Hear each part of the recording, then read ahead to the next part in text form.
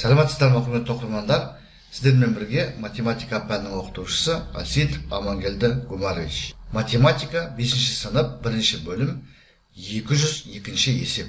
Есептің шарты: берілген сандарды дәреже түрінде жазыңдар. Бірінші сан 8. 8 тең болады 2-нің кубына. 2-нің 3 дәрежесі 8-ге тең. Келесі сан 27. 27 3-тің кубына тең. Яғни 3-тің 3 дәрежесі 27-ге тең. Келесі сан 32. 32 2-нің 5 дәрежесіне тең. Келесі 64.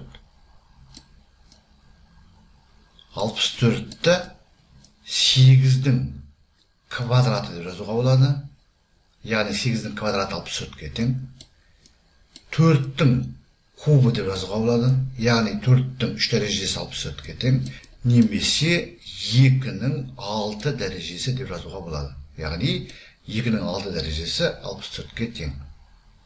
Сонымен 64-ті 8-дің квадраты түрінде, 4-тің кубы түрінде, немесе 2-нің 6 түрінде, санның дәрежесі түрінде жаза алады екенбіз.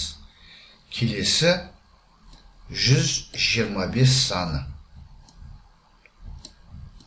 125 5-тің кубына тең. Яғни 5-тің 3 дәрежесі 125-ге тең. Келесі 256 саны. 256 саны 16-ның квадратына тең. Яғни 16-ның 2 дәрежесі 256-ға тең. Немесе 4-тің 4 дәрежесіне тең. Яғни 4-тің 4 дәрежесі 256-ға тең. Немесе 2-нің 8 дәрежесіне тең. Яғни 2-нің 8 дәрежесі 256-ға тең. Келесі 36 саны. 36 6-нің квадратына тең. Яғни 6-нің 2 дәрежесі 36-ға тең. Келесі санымыз 49.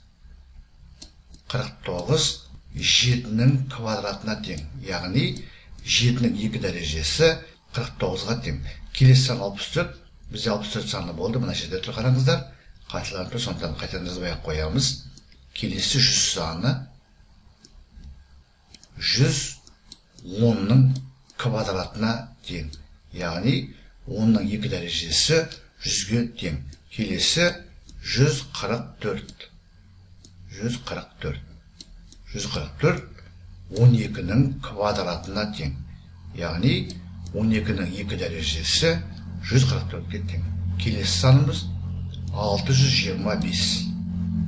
625 25-нің квадратына тең. Яғни 25-нің квадраты 625-ге тең. Немесе 5-тің 4 дәрежесіне тең. Яғни 5-тің 4 дәрежесі 625-ге тең. Келесі сан 729. 729 саны 27-нің квадратына тең. Яғни 27-нің квадраты 729-ға тең. Немесе 729-ды 9-дың 3 дәрежесі деп жазуға болады. Яғни 9-дың кубы 729-ға тең. Немесе 3-тің 6 дәрежесіне тең. Яғни 3-тің 6 дәрежесі 729-ға тең. Және соңғы санымыз 10-мың. 10-мың саны. Ол 100-дің квадратына тең. Яғни 100-дің 2 дәрежесі 10-мыңға тең. Немесе 10-ның 4 дәрежесіне тең. Яғни 10-ның 4 дәрежесі 10-мыңға тең. Сонымен, құрметті оқырмандар, біз бүгінгі сабақта 5-ші сыныптың математика оқулығының 202-ші есебін толығымен талдадық. Бұл жерде берілген сандарды натурал сандардың дәрежесі түрінде жазыңдар деген тапсырма тұр. біз мүмкін болатын бүкіл жағдайдың барлығын қарастырып шықтық. Сіздерге барлығы да түсінікті болды ғой деп ойлаймын. Егер сұрақ болса комментарийға жазыңыздар.